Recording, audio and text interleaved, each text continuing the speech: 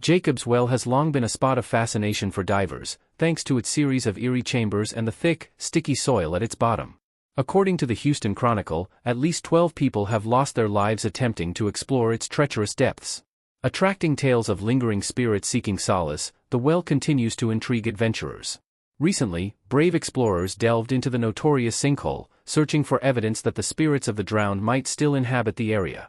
Their chilling discoveries have captured global attention, prompting many to question what secrets lie at the bottom of this enigmatic natural wonder that keeps claiming lives. Jacob's Well is far more than a mere swimming destination. It is home to diverse wildlife, including quails, roadrunners, turkeys, water snakes, sunfish, Guadalupe bass, crawfish, and blind salamanders. As the longest cave in Hays County and the second longest fully submerged cave in Texas, Jacob's Well has a mystique that extends beyond its picturesque appearance. The water flows from the Trinity Aquifer, a natural underground reservoir that has existed for millions of years. This aquifer, which feeds Cypress Creek, comprises a complex system of underground chambers replenished by rainfall and surface water filtering through limestone. The result is an intricate geological formation that is both a natural marvel and a source of reverence, particularly for Native Americans who have revered it for thousands of years. The first written account of Jacob's Well appeared in a 19th-century book by Jacob de Cordova, an early real estate agent in Texas. He described the well as perfectly round, with water so clear that objects as small as a pin were visible at great depths. While his account captured the well's allure, some suggest it was also a marketing tool to entice settlers to nearby land he owned.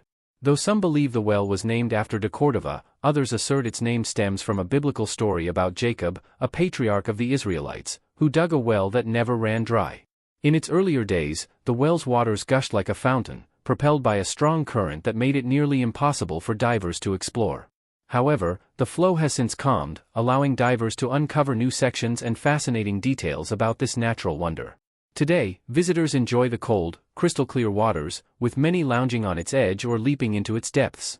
The more adventurous dive deeper, maneuvering through the well's narrow openings. However, only specialized scuba divers are permitted to explore the underground chambers, as these dives are challenging and dangerous. The journey to the end of the principal passage alone takes 5 hours, navigating an unforgiving environment where many lives have been lost. 2 such lives belong to divers Kent Mopin and Mark Brazier. Jacob's Well begins with a vertical shaft that drops 25 feet to a false bottom, visible from above. This level has long been a draw for divers, who gaze upward at the sky through the water before being propelled back to the surface by the aquifer's powerful outflow of 6,600 gallons per hour. The first scuba diver to venture beyond this section did so in the early 1950s. Today, deeper dives are more common but remain perilous. Divers must descend against the current and navigate the well's false chimneys, crevices, and silt-covered floors, which can reduce visibility. From a gravel-covered level at 55 feet, a narrow crawl space leads to an eerie room with a low ceiling and false chimneys. This area is home to crayfish, occasional eels, and even giant catfish. Beyond this, the fourth chamber beckons, a cavern that, while not particularly spectacular, entices divers with its inaccessibility. It was this allure that drew Kent Mopin, a 21-year-old experienced diver and assistant instructor, and his companion Mark Brazier into the depths of Jacob's Well. He had often spoken of his desire to dive into the depths of Jacob's Well to see for himself how far the submerged cave extended and what it led to. He was well aware of the risks involved. Over the years, for divers had drowned in the section of the well he wanted to explore. Any dive far into the cave was a severe risk and required meticulous planning and highly specialized equipment. For this daring adventure, Mopin wasn't alone. His friend Mark Brazier, a 20-year-old student at San Jacinto College, shared his fascination with Jacob's Well. Together, they joined a diving group from Pasadena and made their way to Wimberley, the location of Jacob's Well. They set up camp at the well, situated a few miles from town on the property of a financially distressed resort development named Wood Creek. On the night of September 9th, just after midnight, Mopin, Brazier, and a few others decided to make a dive into the well. They dove down until they reached the final squeeze, a narrow passage where many people had previously lost their lives. Mopin and Brazier decided to go further without backup lights or a safety line. Mopin took off his tank, backed into the tight passage, and pulled the tank through behind him. Brazier followed suit. Joe Moy, one of the divers who had gone down with them, watched in disbelief as Brazier disappeared into the tunnel. He was stunned. Nobody had discussed this with him. He flashed his light back and forth, trying to get Brazier's attention, but Brazier wouldn't look up at him. He just stared down at his tank and pulled it after him into the darkness. Moy knew that the situation was grave. Mopin and Brasher had steel tanks that held even less air than his aluminum tank.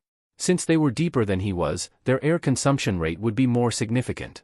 When Moy began to run low on air himself, he banged on his tank with his knife, hoping to get their attention, but there was no response.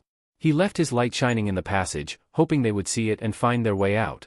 However, when he reached the surface, the clear water of the well had turned an impenetrable chocolate brown. Two panic-stricken divers could easily stir up that much silt. Moy knew immediately that Mopin and Brasher were dead. For many people, this tragic story of Kent Mopin and Mark Brasher is a stark reminder of the dangers that lurk beneath the surface of Jacob's Well. Despite its beauty and allure, the well's intricate cave system has proven deadly for those who dare to explore its depths without the necessary precautions. Yet, despite this story and many others who have ventured into the dangerous parts of the cave beneath Jacob's Well without returning, more people continue to venture in just to unravel its mysteries. Don Dibble, the owner of a dive shop near Jacob's Well, heard about the incident an hour or so after it happened. A police officer patrolling the area reported the event to him. Along with another diver, Paul Battaglia, Dibble decided to attempt a rescue.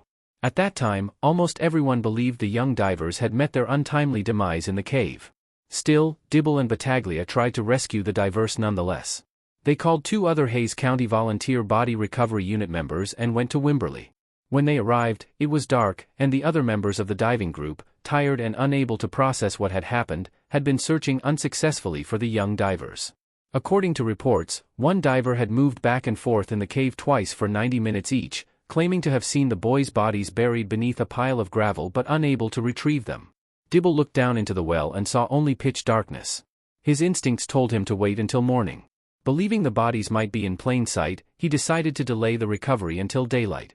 However, the bodies were not found until 10 years later when another group of divers, venturing into the cave during a temporary flow stoppage, discovered one of the bodies. Dibble dispatched two divers to evaluate the situation, hoping for a straightforward recovery. However, the divers couldn't locate the bodies, and gravel had nearly blocked the passageway.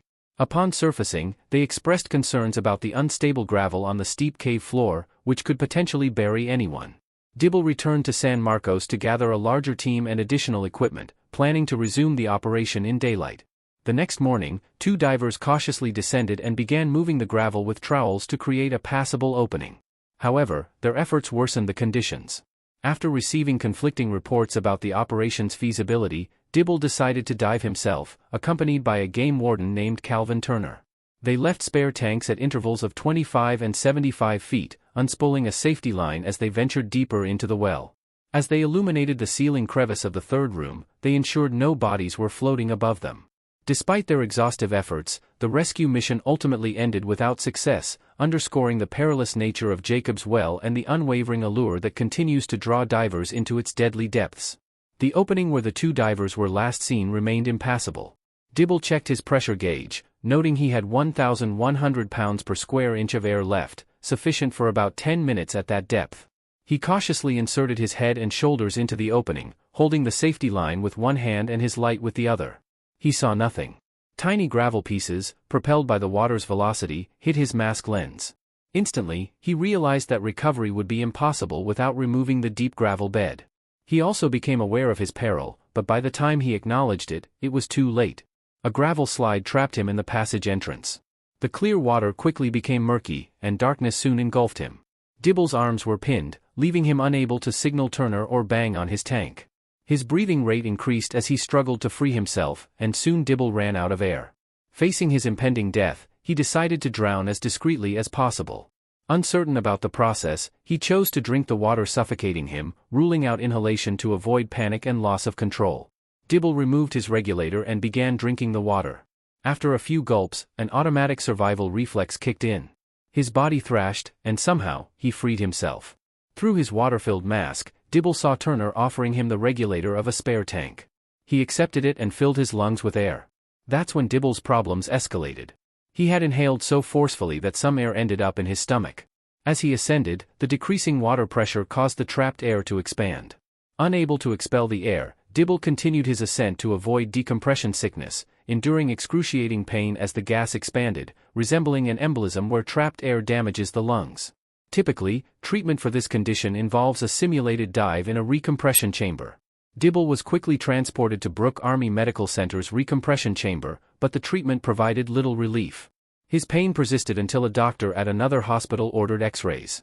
The doctor discovered a rupture in Dibble's stomach wall and diagnosed him with peritonitis, a severe condition that could already have been fatal. They informed him that his condition was akin to having 5 ruptured appendices. When the surgeon cut into Dibble's distended abdomen, it was comparable to slicing into a basketball. As Dibble recuperated from his surgery, the search for the bodies resumed. He summoned a professional diver named Don Broad from Austin to assist. At 46, Broad was a respected diver known for his gruff demeanor and strong opinions. As a child in Elmo, he had swum at the bottom of a rice canal using a homemade scuba rig. His interest in Jacob's Well was deep-rooted and passionate. Broad had been diving there since high school and was among the first to explore it. He once discovered remnants of an old water wagon at the bottom and a set of horseshoes he speculated belonged to the horse attached to the wagon. Despite his strong aversion to body recovery, Broad was the perfect fit for the job. He despised divers who displayed skull and crossbones patches, signifying the number of drowning victims they had retrieved, as his own experiences were nightmarish. Nevertheless, his expertise was essential. Broad successfully recovered the bodies of the first 2 divers who drowned in Jacob's Well in 1965. Their equipment bags and logbooks were intact, and their lights still glowed after all those years. He also retrieved the remains of a few unidentified divers, a horrifying sight. For Dibble, the aftermath of his ordeal left him $8,000 in debt upon his hospital discharge, with no insurance coverage. However, the situation wasn't entirely grim. Dibble had influential friends within the diving community who rallied to his aid. Fundraising appeals were published in Skin Diver magazine, and proceeds from an underwater film festival were earmarked for his medical bills. By Christmas, Dibble's doctor gave him the green light to resume diving. His first destination was Jacob's Well, where he intended to block access to the deadly final passageway. Dibble assembled a small team of divers and procured about a dozen 80-pound bags of Portland cement. On a clear winter day toward the year's end, Dibble donned his wetsuit, glancing at the vivid scar running vertically down his abdomen. Apprehensive about diving back into the well, he led the mission to prevent further tragedy. The divers loaded the cement into dive bags and lowered them by rope to the first level. They untied the bags and manually transported them to the 75-foot restriction, where they intended to construct the barrier. The work was strenuous, comparable to air attendants handling a truckload of luggage. However, the task progressed quicker than expected, and they erected the wall by mid-afternoon. Metal rods were hammered between the cement bags to strengthen the bond, ensuring enough gaps in the structure to maintain water flow from deep within the earth. In the aftermath of the tragic incident that claimed the lives of Kent Maupin and Mark Brazier at Jacob's Well, Don Dibble took it upon himself to prevent further loss.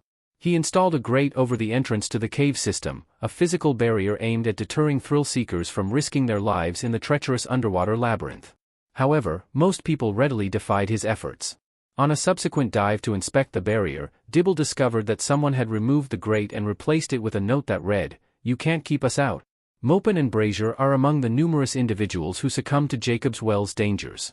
Maupin, in particular, was no novice. He had been diving since he was 12 and was a certified dive instructor. This raises the question, what makes Jacob's Well so dangerous that even experienced divers lose their lives? In a 2001 article on Visit Wimberley, author Louis Bond delved into the complexities of navigating the cave system. The well is fraught with challenges, including highly narrow passageways between various chambers. Bond also mentioned a false chimney, a deceptive feature that appears to offer a way out but has trapped at least one diver in the deeper caverns. The combination of tight spaces and a floor composed of gravel and silt can severely blur vision, especially if divers disturb the loose material. Despite these known hazards, the allure of Jacob's Well remains irresistible to some.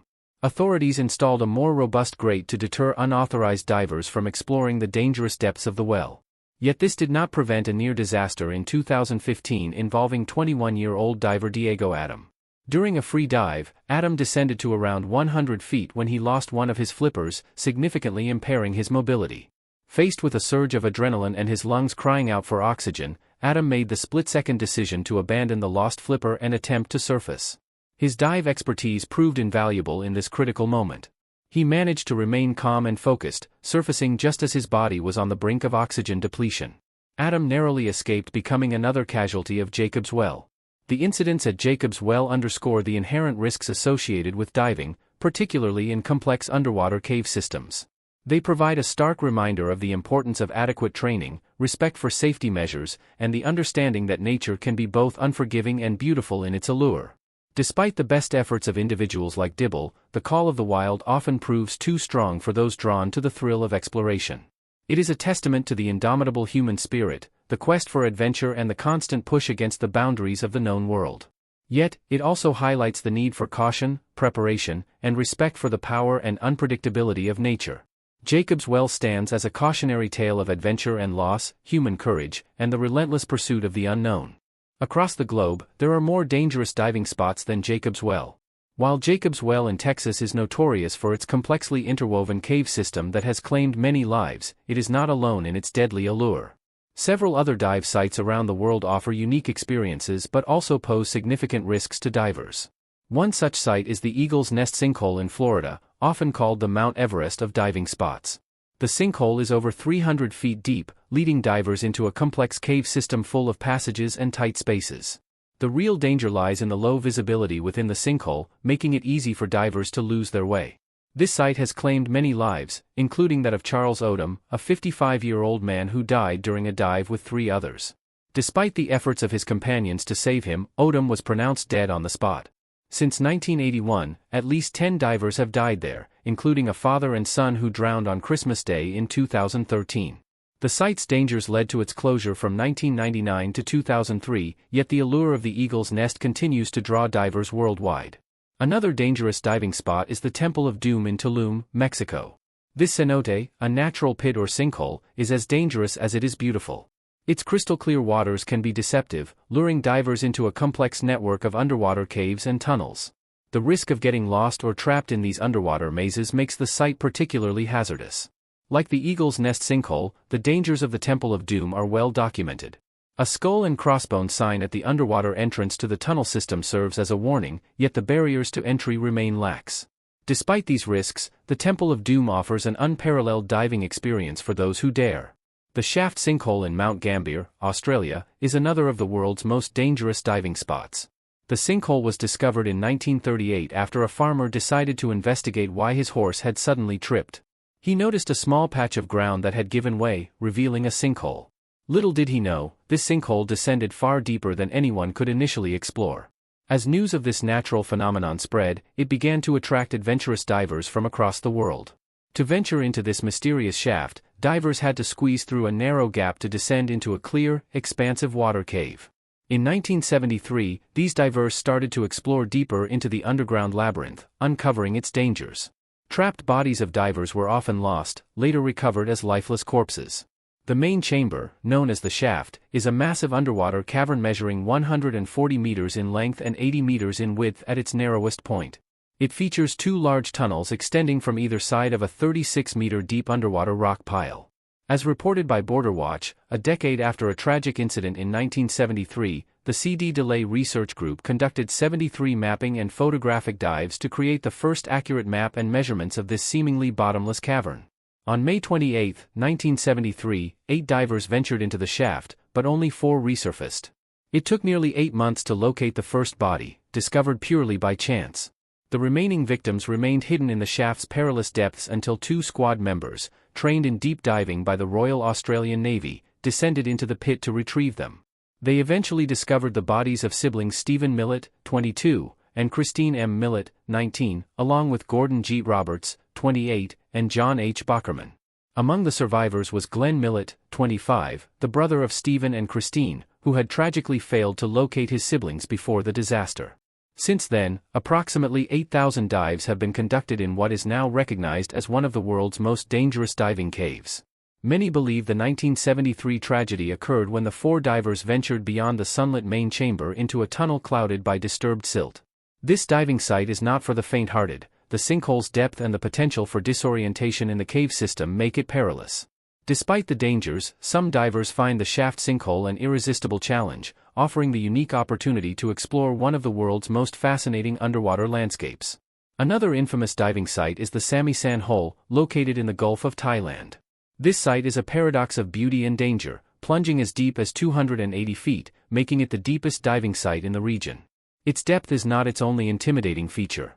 The area is a bustling shipping zone frequented by massive oil tankers, which add an additional layer of risk as divers must navigate carefully around these vessels. Timing and precision are crucial for a safe dive.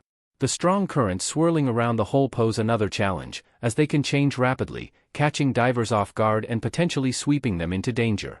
The Samisan hole is also home to deadly barracudas, aggressive predatory fish that can quickly attack unsuspecting divers. The murky water further complicates the experience, making visibility nearly zero and increasing the risk of encountering these dangerous creatures without warning. Adding to these hazards, the Samisan hole serves as an explosive dump ground, littered with unexploded bombs from a past era. Divers must exercise extreme caution to avoid disturbing these potentially lethal remnants. Furthermore, the site's narrow passageways and tight spaces make it easy for divers to become lost or trapped, requiring excellent navigation skills and a calm demeanor to avoid panic, which could lead to fatal mistakes. The Samisan hole has claimed many lives, with numerous reports of divers underestimating its dangers and paying the ultimate price. Despite its risks, the site continues to draw divers from around the world. Its reputation as a challenging dive site, combined with its unique marine life and historical artifacts, makes it a fascinating yet dangerous underwater adventure. These perilous dive sites demand exceptional skill, experience, and respect for nature's power and unpredictability. As with any extreme sport, safely enjoying these experiences requires understanding the risks and being adequately prepared. Whether you are a seasoned diver or an armchair adventurer, always remember that while the world's waters can be stunning, they can also be incredibly treacherous. Finally, Jacob's Well area is open to the public from 8 a.m. to 6 p.m. daily. Although swimming is currently not allowed, visitors can enjoy hiking and viewing the spring. Thank you for watching another video of The World Unfolded. Be sure to check out the other videos on your screen.